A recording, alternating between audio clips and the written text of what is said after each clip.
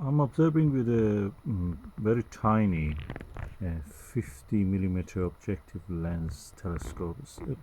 It's a telescope which came with a moon globe. What this is what astronomers, amateur astronomers, who are YouTube and magazines and access to the media they have, they call it uh, department store or supermarket kind of telescope, snubbing it as a useless piece of junk. Um, what I found is that okay, a lot of parents don't have anything better than this accessible to them, and especially in the many countries that people are not really rich or mm, they're not knowledgeable probably. That's the starting point. When you attach it with a Vixen uh, adapter, Vixen dovetail, one of those ones that you can actually attach it to the camera tripod, and you can attach it on the ultrazimut mount like that. It's quite actually capable telescope in a way. You can see the moons of the Jupiter. I've not seen the cloud belts, especially now that the actual clouds of the Earth are blocking my view.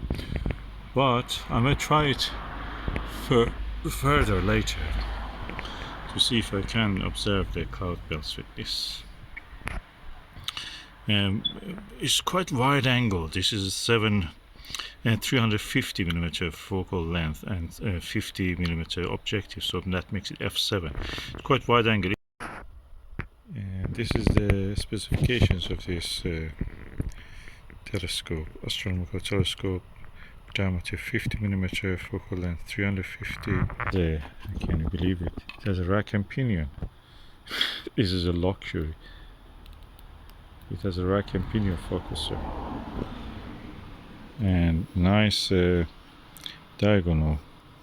Or did I add this diagonal myself? Yeah, I think I added this diagonal myself. But anyway, or is it the one that it came with? I'm not sure. Anyway, and original eyepiece of it was 9 millimeter, which was quite wide angle. So I think when this is an honest telescope, it says 50 millimeter. That's 50 millimeter exactly the aperture. And inside it, I can see at least 2 baffles, even for 3.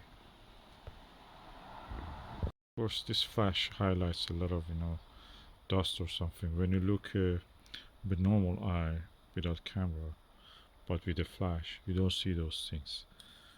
It's highlighting all of this. These cameras push the image, really processing heavily.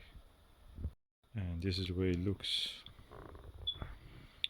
350 millimeters, so a little bit more than the focal length of it is a little more than 1 foot. But considering that this bend is here, it must be around 10 centimeters. So practically the length of it is nothing more than 30 centimeters. Quite compact.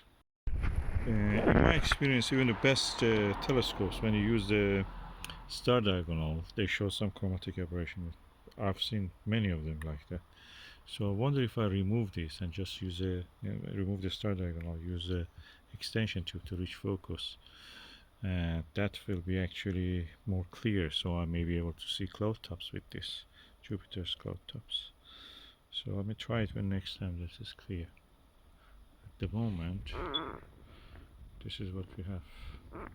Jupiter, disciple. Imagine if you wanted to, do some astrophotography. The moment you set up your finger and then reach the stage that you want to make sure that your telescope is connected to Wi-Fi, is always it was clouded. So astrophotography really is not possible in these conditions. Okay, this is the tiny telescope I was talking about. It has a diagonal. It has all the diagonal attachment focuser, rack and pinion focuser, which is really quality. You can tighten it or loosen it up. I have added this Vixen thing. So the adapter here, which attaches to originally a tripod of its own, you can actually it's a general generic screw fit, so you can actually attach any Vixen or anything that actually can be attached to a camera tripod. use it with that. So this is really good in that sense. It has a cap, and yeah, there's a tiny telescope for using when you, it's just nothing more than a binocular practically. Well, but probably better than whatever Galileo or uh, Simon Marius could ever have, Hevelius and others. So let's just see if I can remove this diagonal and attach a kind of adapter to this extension tube to bring it to focus. So this is my extension tube. If I, yeah, can attach this here.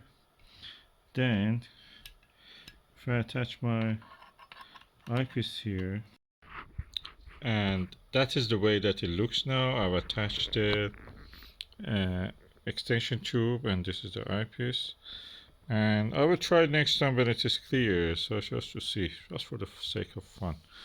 That's the box of my Japanese eyepieces. There's just a few of them, and yeah, it looks like a real telescope. It has a diagonal even, so that's real telescope. It's tiny, but it's a real telescope. It has everything that a real telescope has.